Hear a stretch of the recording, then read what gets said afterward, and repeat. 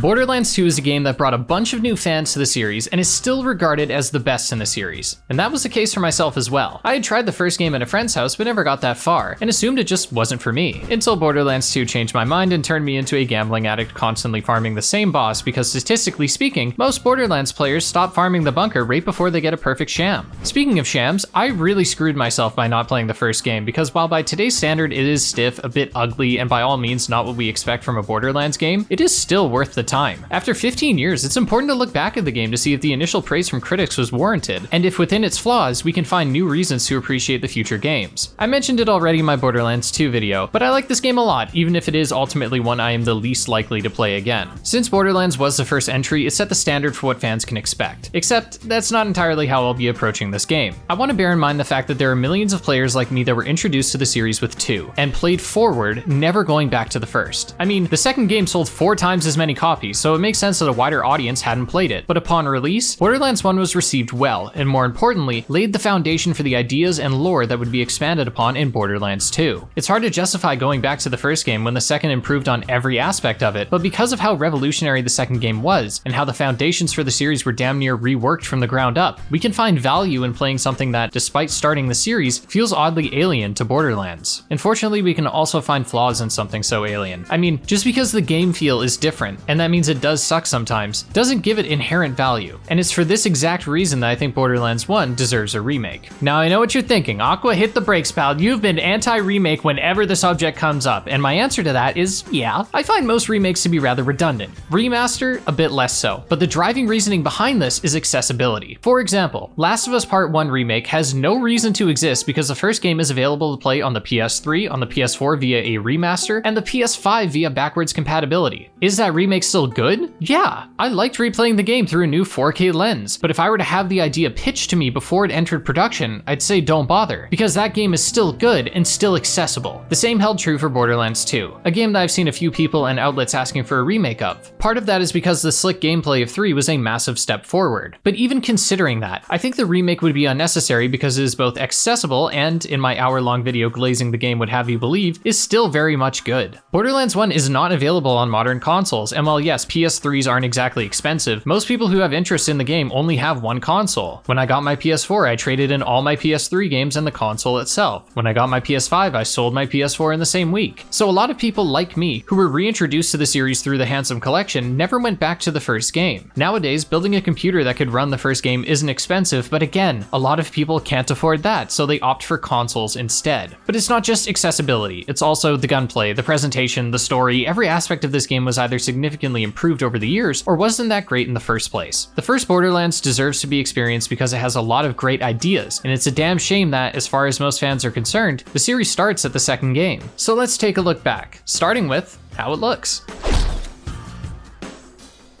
I may not have a lot of hair up on this head, but on my other head, it is deep in the jungle. I take a lot of pride in polishing the family jewels. I consider it a gift to myself, but because it's the season of giving, I have a gift for you.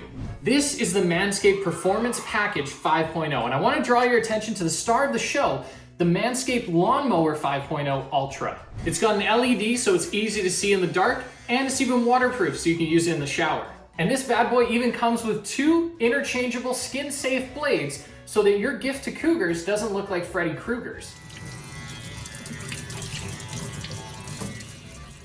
Isn't that cool? Speaking of aging, as you age, you'll notice that you get some hair in some unsavory places, which is why you'll need the Weed Whacker 2.0. Once you're finished with the job down under, you can finish it off with the Crop Preserver and Crop Soother. The Crop Soother is an aftershave ideal for preventing razor burn and itching.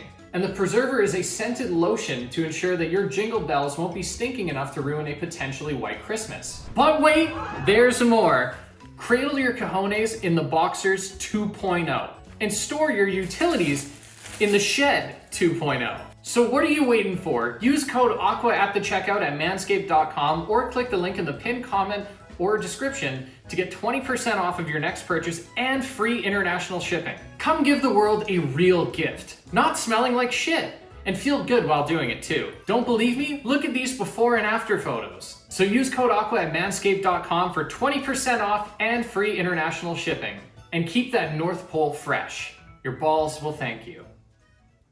Borderlands is an old game, so it's by no means expensive, though there is an enhanced edition that I recommend because it comes with better looking textures and includes the DLC. I will say though, this game feels wholly undeserving of just a remaster's facelift because, all things considered, it still looks perfectly fine. The art style that was cobbled together from a last-ditch style change after an initial reveal, and after the team came across a short film called Code Hunters, which if you've seen it, you'll know just how inspired the team was, even recreating much of the opening, I assume, to pay homage. Most of the comments would have you think Gearbox ripped them off entirely, but I think we can chalk this up to heavy inspiration. I mean, both Borderlands and Code Hunters take a sci-fi setting and introduce Western subtones, evidenced most by the music, so the overlap makes sense. But what I imagine most influenced the art style's radical change was that Borderlands, when it was first shown, looked like every other shooter under the sun. Gaming was entering a new era where realism was becoming more and more achievable. Games couldn't quite nail the texture accuracy like they could these days, so they made realism synonymous with grunge and dirt, so their muddy textures could better fit. We saw this push towards realism with games like Uncharted, and while nowadays it's easy to look back and see that these games weren't anything close to realistic, at the time, these visuals were genuinely blurring the lines between real and fake, aided by the TVs at the time that, due to low resolutions, produced blurrier images that further aided the aesthetic. But Borderlands wasn't content with being yet another realistic shooter, at least in practice. So it made sense that a radical visual shift was coming, as in order to effectively communicate that this game would not be like your average shooter, they had to make sure it didn't look like the average shooter. When people saw the new art style, and hell, even to this day, it was referred to as being cel-shaded. And while I'm usually not a stickler for this kind of thing, I think the devs made such a unique art style that I think we need to put some respect on it. The Borderlands art style consists of hand-drawn textures and different rendering effects to add a stroke to most objects. Cel shading, while on the surface looking similar, is the result of a completely different process, and said different result is where Borderlands truly looks like no other game. So now you can annoy other people by correcting them too. I think there were a lot of things Borderlands did to separate itself visually, but it still remained that the game was based in our reality. This was our first introduction to Pandora. In Borderlands 2, there wasn't much mystery. We knew about the vaults, we knew about the creatures within them, and we lost a bit of that sci-fi element. There are full-blown aliens in this game, and their homes are given more grandeur than the industrialized cavities leading to the warrior. We can actually look to the warrior to see a perfect comparison. The Vault of the Warrior, Pandora's dormant Iridian protector, was a place that looked like the fringes of Earth, and wasn't lacking in grandiosity, but if we're to believe the Iridians were otherworldly beings, we need the places they made to be otherworldly, and the warrior's vault just doesn't get that treatment. This time, the vaults and otherwise vault-adjacent locations feel otherworldly, and while I know Pandora is an alien planet, let's not kid ourselves, it's basically Earth. There are humans and only humans, the enemies are mostly humans and larger Earth-like bugs, and even the skags are just cute little puppy dogs. While this may come across as a criticism, I think this actually works in the game's favor, because when we do get a glimpse of something that truly is unlike anything we've seen previously, it left me in awe, and left me in confusion as to why these creatures were not revisited in the second game. And I think the answer is tone. Borderlands 1 is just as much a funny game as Borderlands 2, but the style and tone of that humor is completely different. Borderlands 2, for as much as it got shit for the millennial humor, had its share of dark humor too. Now, dark humor is often conflated with offensive humor, because offensive things can often be dark. But I want to make the distinction between offensive humor and dark humor because I believe the first game, and as far as I remember the rest of the series, has plenty of dark humor, but that humor isn't often offensive. Generally, if the most offensive parts of your games are using outdated words that after criticism were no longer used, we can infer that the intentions of the series were not to offend in the first place. In fact, for as much as the series has had missteps in humor, it's shown itself to be quite progressive at many points. Nothing is more badass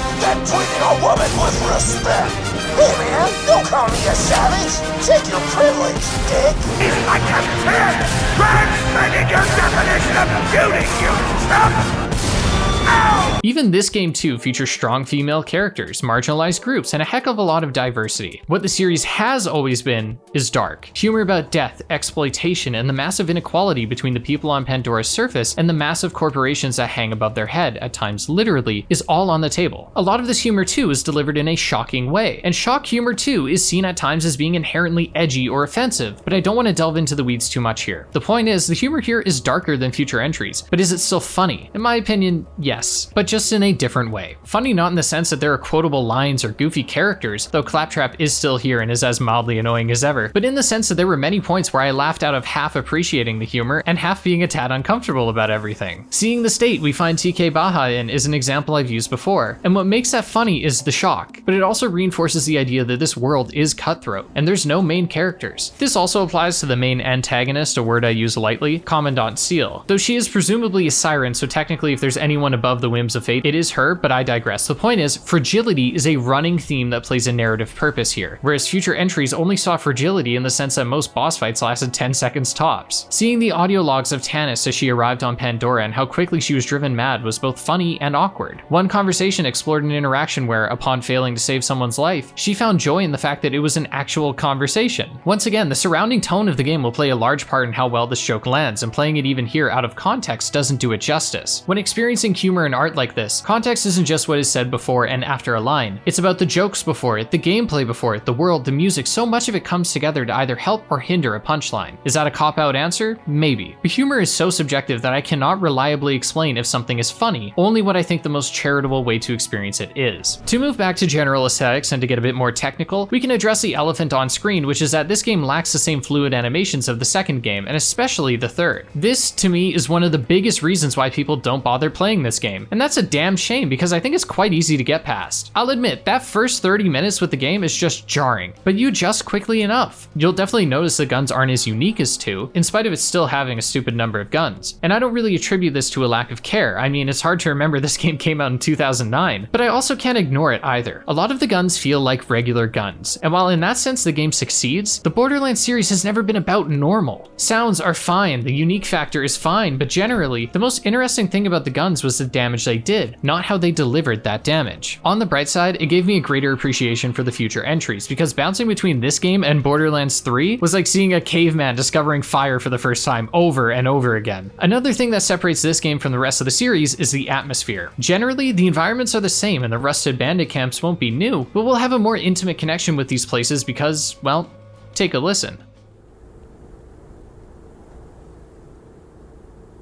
Notice how there aren't any randoms yapping in your ear, how there isn't pure chaos as was standard in Borderlands 2? Yeah, initially I thought this game just had a great atmosphere, but when getting footage for Borderlands 2, I realized this is simply the only game that slows down for long enough to let that atmosphere sink in. Especially in the early game where you don't have a car unlocked, there's a lot of walking around where you get to take in the sights. It's a shame the sights aren't as pretty as future entries, but hey, the game is of its time. No art style shift could save a late 2000s game from being a collage of colors you'd find in a septic tank, but I'll admit that the designs for the different characters are up to par, and enemies like the Psychos, which originated here, are damn near iconic. The mask with the vault symbol covering the face of the most psychotic bandits. Maybe there's a commentary there about how the vault drives people mad, how the pursuit of the vault causes one to turn animalistic. Or maybe it just looks cool, I don't fucking know. And hey, if we want better colors, we don't even need a remake, as there's just an INI file that allows us to turn off the desaturation filter placed on top of the game. I've spoken a lot about looks here, and the reason is that this is the only time we will see Borderlands look like this. Not just technically, but aesthetically. The wastelands operate in a contrast to the second game. Where the game starts in Firestone, the second has it as the penultimate location. Where the first game ends in snow and ice, the second game ends in a blaze of glorious lava. It's not all juxtapositions, as there are plenty of aspects of Borderlands 1 that run parallel with Borderlands 2, like the opening being the weakest moments, and the endgame being where it's at its best. I believe a remake would be capable of maintaining the aesthetic of the series while adding more detail to the world, but it's important that detail isn't achieved by adding more life, but instead by adding better textures, maybe more trash. It's just a damn shame that the number one thing supporting the gameplay loop, the loot, is uncharacteristically boring this time around. Gunplay here is solid.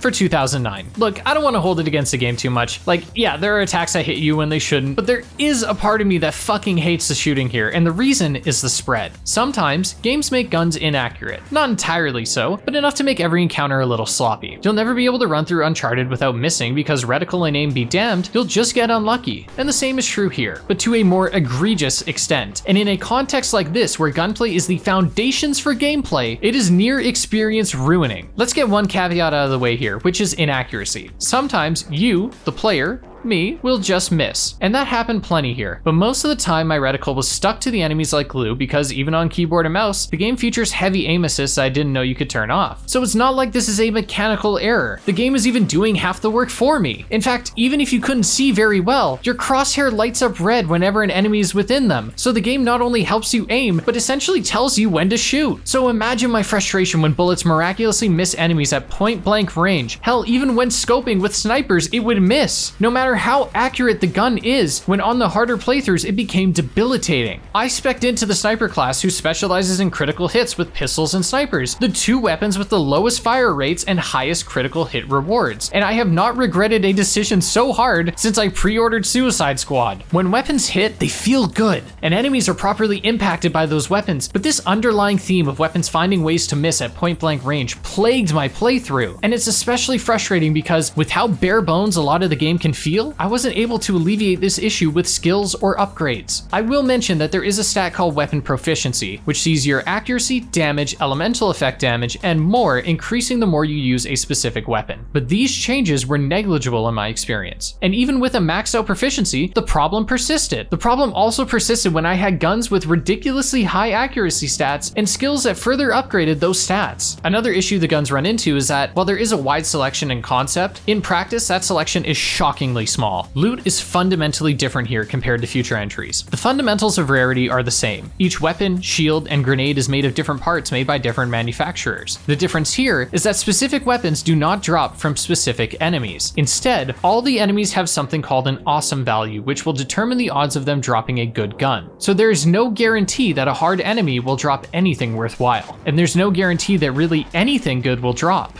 I have seen many posts from people claiming that they have tons of legendaries by the end of their playthrough, but I experienced the exact opposite. Let me explain how a typical playthrough goes for both the first and second playthrough. You begin with a massive hurdle. All the guns you get suck, then you find a half decent gun that carries you for about 3 to 5 hours, then you repeat that cycle about 3 times before the game comes to a close. I am not kidding that this is what every playthrough is like for me. You'll notice I'm using the same guns for a lot of this footage, and the reality is every single gun I found was inferior, either by virtue of just being ass or because it was many levels below mine and the enemy's current level. I had no attachment to my guns aside from it simply being the best. Bosses dropping specific items is important because it invokes a greater sense of triumph. You beat a tough as nails boss, now here's a cool reward. Now you, the player, get noticeably stronger by wielding stronger weapons. Because loot is all shared within the world, that feeling is lost. When I finally beat an early game roadblock, Nine Toes, I felt great because I overcame a significant challenge, but he dropped a gun that, while cool looking, didn't stay in rotation because it was inferior to what I had. I finally, in my second playthrough, got a legendary, and it was one that carried me through a third of the game, and through some of the hardest moments. But you know what dropped it? A random rack. So not only do we see a lack of rewarding boss drops, but now the best weapons come from the most underwhelming places. I'll admit, it was surprising, but it was at the cost of feeling any sense of progression. Because if we're going by my anecdotal statistics, my goals were best accomplished by fighting boring, borderline annoying enemies instead of powerful ones. I'm not saying each boss needs to drop a legendary, but if this game were to get a remake, I'd want to see the bosses drop unique, pretty good weapons each time, so even if a player is unlucky, they can still have some kind of tangible reward for their efforts. By the time the mid-game rolls around, you'll have rolled the dice so many times that you're bound to have a decent enough loadout, and enough skills to capitalize on the strengths of your weapons. By the end of the game, you'll be fully equipped, mostly, with the most skills and highest level of proficiency. The game will undoubtedly be at its most fun. This is like most Borderlands games, and thus feels in line with the spirit of the series. But the problem is why it's at its best here. In the other games, the endgame was the best because we had the gear we wanted, skills we wanted, and can enjoy farming bosses over and over. Here, the game is at its best because it's when the accuracy issues finally start being drowned out by the million buffs you can equip to fix said accuracy. So I guess just power through it until you hit New Game Plus then, right? Fuck no, because the New Game Plus enemies are powerhouses. Once again, the early game is difficult, and maybe that is because I primarily played as a sniper class that relied on headshots. Meanwhile, most of the enemies were skags that moved around a lot and don't have exposed critical hit spots. To go back to Nine Toes, I was brutally stuck on him, and half the reason is not just that he does insane damage, but because the cover system in this game is wildly inconsistent. You might notice in some of the later footage that I am employing the strategy of just barrel stuffing whatever enemy is in the way, and the reason is that not only are most enemies insanely accurate, but most of them are cheating too. Nine Toes can shoot through an entire metal pipe to kill you. Crouching behind waist-high cover often results in the same time to death as anywhere else, and so it was best to get up close and personal because if the enemies can't miss, then at least I can't either. I also found myself feeling like the endgame was simply too hard. But with that statement, there are serious problems. First, was the endgame too hard or was my loot bad? Is it my fault if my loot is bad? Should I be expected to grind out the loot? I can't imagine I am because I can't farm specific weapons or even refight bosses. Second,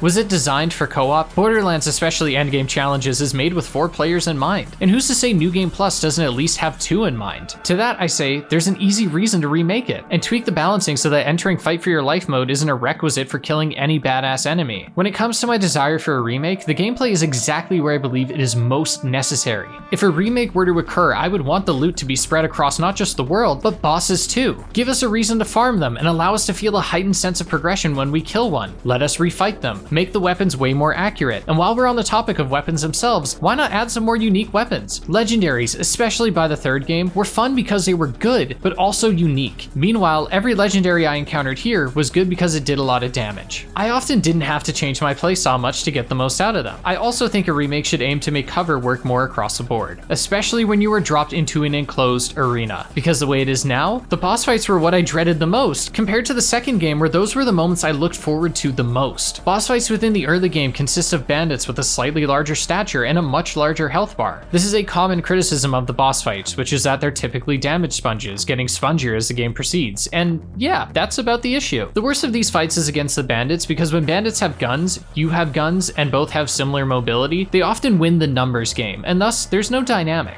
If the AI wisens up and decides to run you down, their firepower, especially on true Vault Hunter mode, will always win. This was the case for Nine Toes, Sledge, Flint, and even some of the most basic enemies. At least the Rat Hive, arguably the spongiest boss, introduced an actual dynamic, where there were attacks that could be reliably dodged or nullified before they could take you down, and I didn't experience any one-shot attacks. I agree that it does have way too much health, and because of that, the boss fight's length is prolonged far beyond the point where the player figures out how the attacks work, but I at least never felt ill-equipped or in some cases cheated entirely. Chrom had a great idea of moving around a turret, but the issue with that fight is that the turret has barely any health, so it was over long before I reached the top of the tower. But then we get to the Destroyer. The Destroyer has been cited as the worst boss in the Borderlands series for a long time, and that title isn't unearned, but I think it's deeper than the boss fight itself. It's true that its attacks aren't anything to write home about, its health bar is ridiculously huge, and in almost every narrative sense, it is a failure. It's also the capstone of what is otherwise an excellent ascent up a mountain. Leading to the opening of the vault, we can see that the Iridians and Crimson Lance are fighting it out, ignoring us in some instances, and the Iridians, as mentioned, have such an otherworldly design that reflects their capabilities. The Iridians are not all-powerful aliens. In fact, they're quite fragile, but it's their technology and minds that make them a force to be reckoned with. This is reinforced by most of their health being shields, and their weapons being akin to lasers and pulse rifles. The question of what treasure they're guarding is a tantalizing one, and while the twist of them not protecting the vault but perhaps protecting those outside the vault from what is held within, the fight against the Destroyer does not reinforce this. I am all for Eldritch Abominations, but giving it some worthwhile mechanics would have been nice. Otherwise, the enemies here were actually varied, enough to a point where if a remake were to occur, I don't think anything needs to be changed. Balancing is in desperate need of an overhaul, but even then, I think once you can get past the inherent jank, there's a lot to love here. Skill trees are a good place for improvement too, but I'd be wary of changing them too much, as it would turn a potential remake into an entirely new game. And that's not exactly what I would be hoping for. I think there's enough specialized trees and builds to offer variety. Much like my approach to Borderlands 2, there isn't much of a point in discussing the individual skills beyond the basic Roland is support, Brick is survivability, Mordecai is ranged DPS, and Lilith uses elemental damage. I think if the legendaries were easier to farm, not easier to get, we'd see more people looking into builds that synergize with their loadouts, but because the weapons you get are so all over the place, it means skills, guns, grenades, and everything else operate in their own corners unless you're lucky enough to find a gun that works for you. I will admit that by the time I began working my way through the DLCs, I was finding far better weapons there, but those DLCs have their own issues, which often have to do with general progression and level design. On the surface, this game's quests are much like the rest of the series. Go here, kill X, maybe grab an audio log, talk to somebody, but that's not quite the issue. The issue is that there's nothing in between. In the second game, you had plenty of side quests that asked you to kill enemies, but there was dialogue to fill the dead air. While it is a strength that Borderlands 1 lets you breathe, the atmosphere doesn't carry it all the way. And when there's so much frustration here that takes you out of the action, I found myself getting bored here often, especially on repeat playthroughs where the novelty of exploring Pandora wore off. I think those quests don't reward enough experience. In the beginning hours, doing every single side quest was pertinent to progression, and while that did let up by the end, it meant I was forced to do missions I found boring as opposed to simply doing whatever interests me. Now granted, maybe this issue is only more prevalent because I continually ran into a memory leak that caused the game to run like shit unless I restarted it, which by the way, would be another thing to take care of in a remake, but if there's one thing about Borderlands that I would have changed the least, it's the story, because all things considered, it's pretty solid.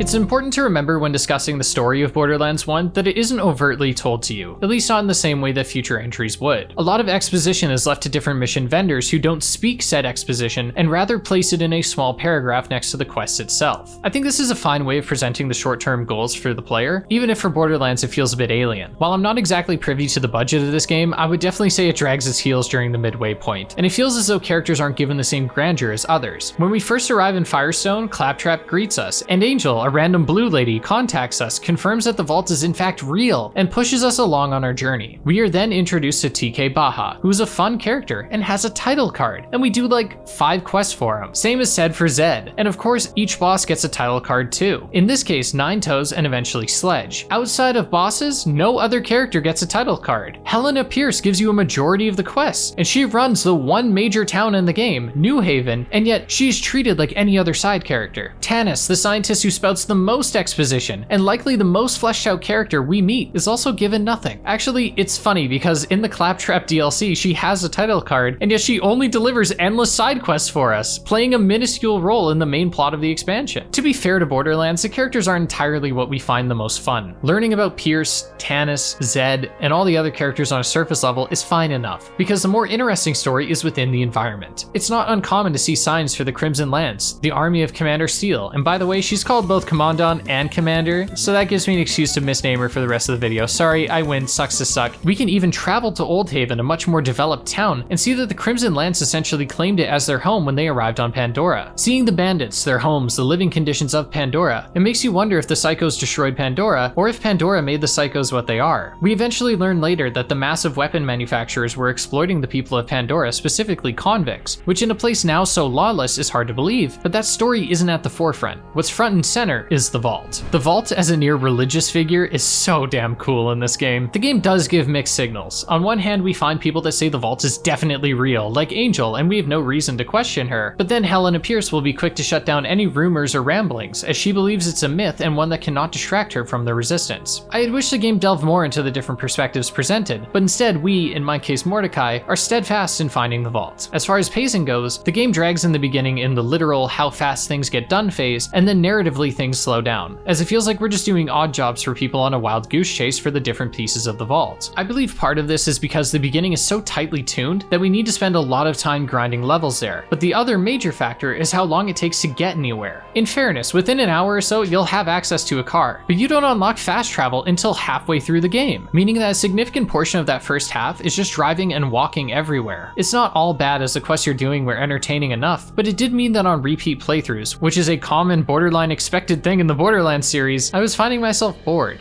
in the lands. This could also be a feeling exacerbated by how awesome the final act of the game is. Once the vault key fragments are united, Tanis betrays you, and so we have to sneak into the Crimson Lance's base to rescue her, and then find our own way to the vault to take down Commander Steel. I've talked about it a lot, but I can't stress enough how downright dope this ascent up the mountain is. It's full of the extraterrestrial life, ancient statues covered in snow, and enemies are both hard for their damage output, but also because they're nothing like the bandits we've seen before. But at the peak of this mountain is Steel, and many of you probably remember this as the first and last time you see her. Now, the more eagle-eyed players will remember she actually shows up about 20 minutes earlier, but attention isn't drawn to her, and she spouts the usual bad guy lingo of, you damn vault hunters, This is one point I would love to see completely altered in a potential remake. Steel is barely present in the game audibly, as she only radios in after you collect some vault pieces, and when she finally does physically show up, she's quickly killed off. I would have liked to have seen more from her in the beginning, and it would have been nice to have her radio in more, make a more direct impact on the world, and give us a greater motivation for beating her to the vault. I don't want her to be in our ear as much as Jack, but giving us a proper antagonist that motivates us would be great. Maybe explore her siren powers, maybe that's why the vault opened. Maybe it wasn't actually at the end of its 200-year cycle, and she was charging it. It would give more urgency to the already flimsy motivation of not wanting whatever is in the vault to fall into the hands of the Atlas Corporation. To go back to our final encounter with her, she dies at the hands of the Destroyer, which outside of how boring the fight itself can be, is quite good. I love the idea of an eldritch horror being in the vault instead of an armory of loot and weapons. Yes, it barely exits the vault and isn't that fantastical given the Iridians we had seen prior, but as far as grandeur goes, I was more than satisfied. I just wish the fallout from this was better explored. While Borderlands 2 does answer a lot of questions, I would have liked to have seen or even read about the immediate reaction to the vault, and we don't really get that. Even in the 4 DLCs that take place directly after the main game, Iridium just shows up after this, and a potential remake could leave some post-game audio logs explaining what went down after the vault vault opened. As for where it ends now, we just return the vault key to Tannis and that's where the game ends. But this is Borderlands, so the end of that first playthrough is really the beginning of the next playthrough, which is, unlike the rest of the series, where the game gets generally worse in some ways, which might be a hot take.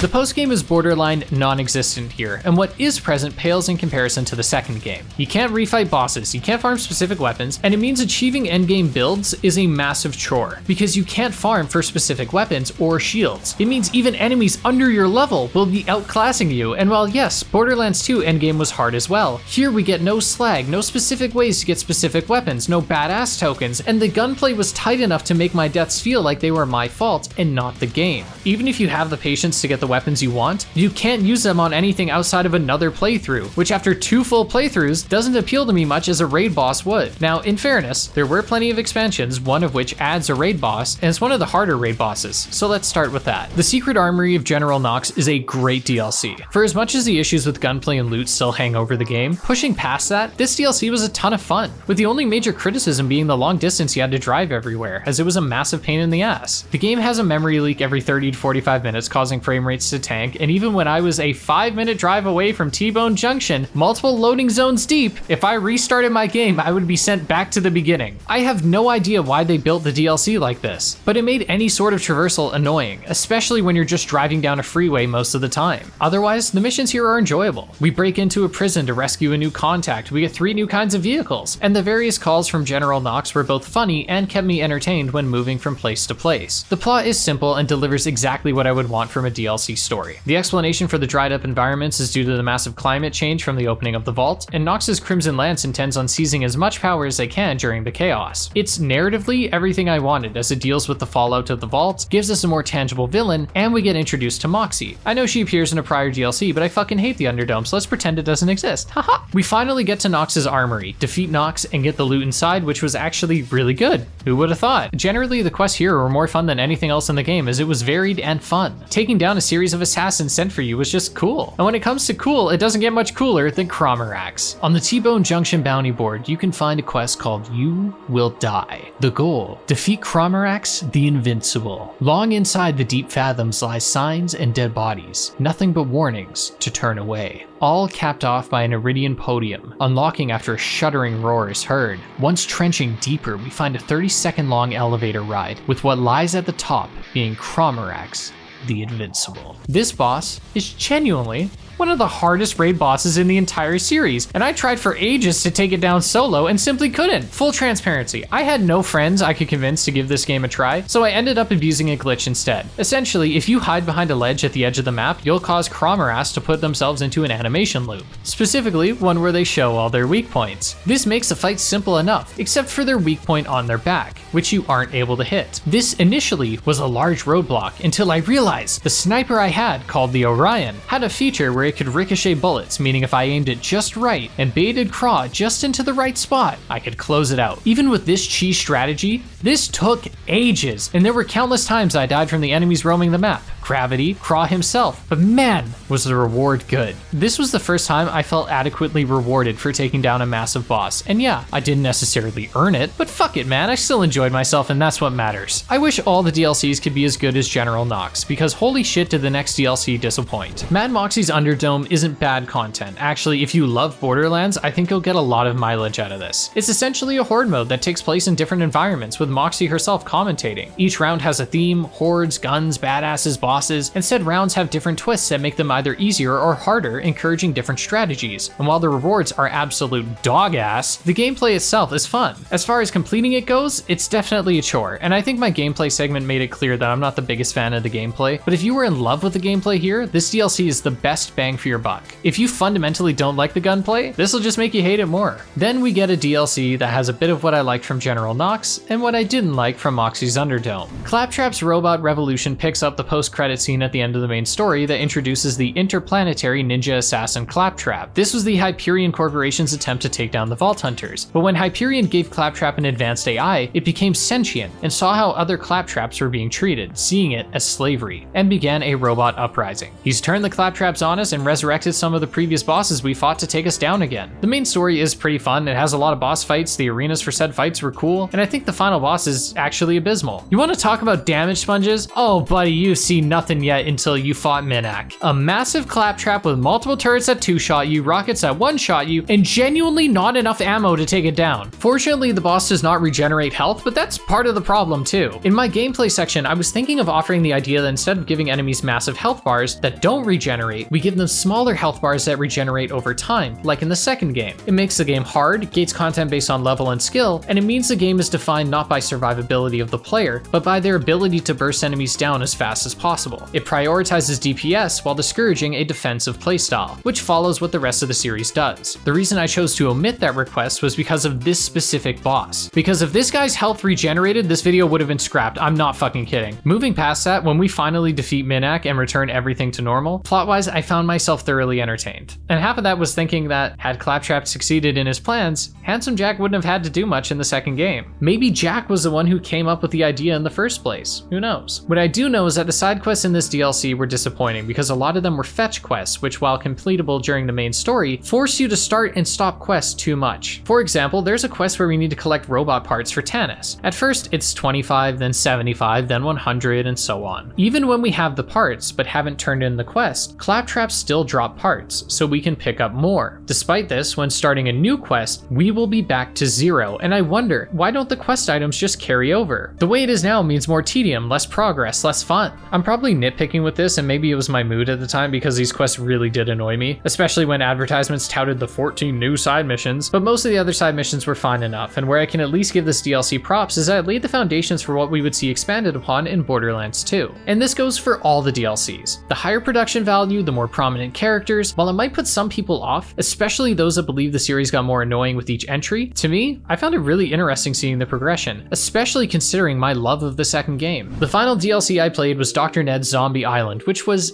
interesting, but brutally close to being potentially the best expansion. The concept, zombies, is something that is hard to fuck up. Yeah, they're a generic idea, but the reason so many games and movies do them is that they are inherently fun. Think of the best zombie games. Dying Light, COD Zombies. In every game I enjoyed, there's been a consistent theme. Zombies are lethal, dangerous, maybe even scary. But we have one massive advantage: mobility. The ability to create distance between us and the zombies is what makes the zombie games so good, because it means taking down the enemies isn't all. It's also about how we can do so safely. In Borderlands, you're encouraged to move around. Anecdotally, I found my weapons were more accurate when moving towards or away from an enemy, encouraging that playstyle. And the aforementioned inaccuracies encouraged me to utilize mobility to close the distance rather than widen it. So Zombies End could offer a gameplay mix-up where it's more beneficial to keep moving away from the stumbling horde.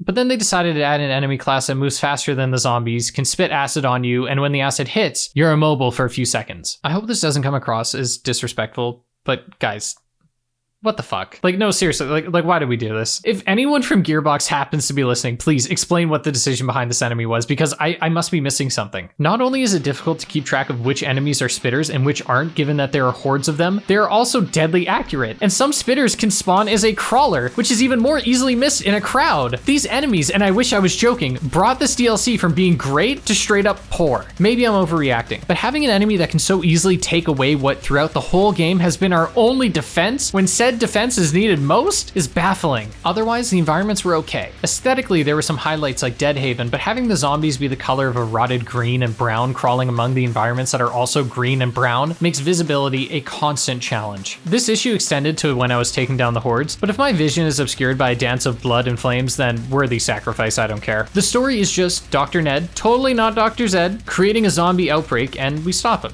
That's pretty much it. There's a fake out ending, but it's certainly nothing revolutionary. Outside of the enemies here, I liked the DLC. It had a unique visual style, the boss fights were pretty fun, and when the spitters were not present, mowing down the zombies was just as cathartic as it is in Call of Duty and other contemporaries. It's just a damn shame that they fumbled near the end with said shitty enemies. Wrapping up the post-game as a whole, there isn't a lot to do outside of farming Cromerax. Sure, you could grind the Underdome, but for what reason? The loot was always lame, and because bosses don't drop specific weapons, farming for endgame builds was a chore, and you were essentially doing doing tedious work for the sake of tedious work. I mentioned in my Borderlands 2 video that the idea of gambling plays a large role. I stand by that, but why doesn't that work here? Well, I think it's the power we have over the reward. Farming for a specific weapon means when we see orange, we're likely to know our reward is probably what we're looking for. In the first game, that legendary could be absolute ass, and most of the time, they kinda were. It's like pulling slots hoping for $1,000 and instead you get 1,000 V-Bucks. It's still nice, I guess, but it's not exactly what you're looking for. It's also a bad example because I'd take the V-Bucks in a heartbeat, but you get the point.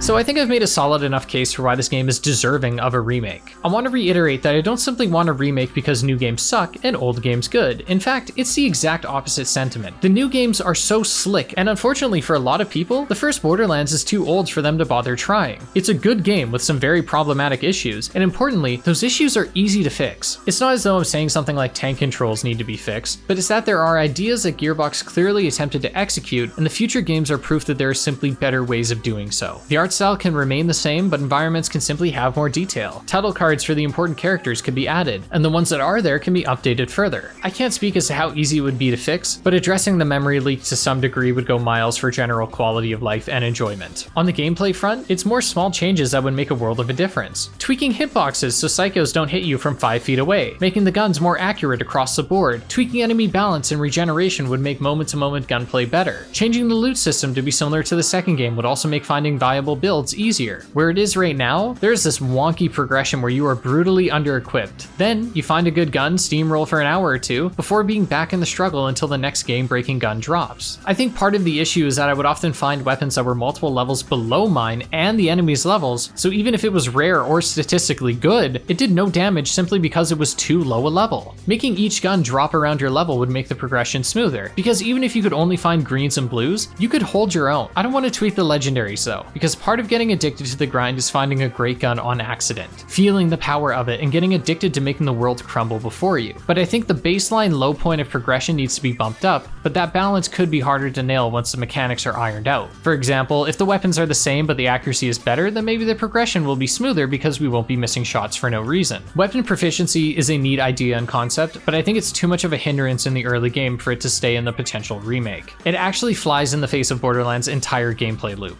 We want to try different weapons, different styles of play, and the gameplay is at its best when experimentation is accessible and rewarding. When your proficiency with pistols is higher than the rest of the weapon classes, you'll be able to feel that difference between the pistols and the rest of the guns. This will encourage you to keep using pistols and encourage you to engage in one kind of playstyle, one kind of weapon, and I just don't think that's needed. Unlike the gameplay, I think if the story were to get better, it simply needs more. This is where I can only offer so many ideas. When it comes to gameplay, a remake realistically only needs to fix problems that are already there. They don't need to add entirely new mechanics. The story, on the other hand, would certainly need more steel, more character interactions, but not so much as to take away the player's ability to breathe in the atmosphere. It would be a tough balance to strike, but I think doing so well could result in a story that entertains beyond the first playthrough. Humor-wise, I don't think anything needs to be changed. I'm happy with the subtlety here, and we don't need to elevate it to the holy nutballs over-the-top comedy of the second game. Regardless of my criticisms, or the countless things I would want changed in a potential remake, I think there's still merit to playing this game, especially if you're a fan of the rest of the series. Borderlands 1 showcased a lot of the initial ideas that would eventually blossom into the masterpiece that the second game was, and that alone made it interesting. But when the game works, when bullets hit, when the loot is good, when the story's moving, you'll realize that despite the lowest points of the Borderlands series being here, the highest points are present too. And it's what made me come back to this game despite having no reason to. The game is cheap, and while it's not as accessible for those outside of the PC market, if you can, I'd still recommend hearing Marcus's first story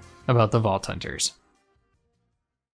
Hey everyone, thank you so much for watching this video. I appreciate it. If you enjoyed it, you can leave a like and subscribe. And if you want to catch up with anything else I'm doing, then you can follow me on Twitter. And if you want to directly support the channel, you can do so by joining the Patreon. And if you do, you'll have your name on screen like these guys. Look at them, aren't they cool? I like them. And I also like talking about Borderlands. I'm really happy my video on the second game did well. Like, I actually shit my pants when that video started doing good because I was like, holy fuck, I get to talk about the rest of the series. So I hope this video felt like a adequate look at the first game. I know I kind of took a bit of a different thesis to it than I normally do, which is arguing for a remake, which, you know, as much as it does contradict like everything I've ever fucking said about remakes, I do believe it is definitely deserving of one. Does it need one?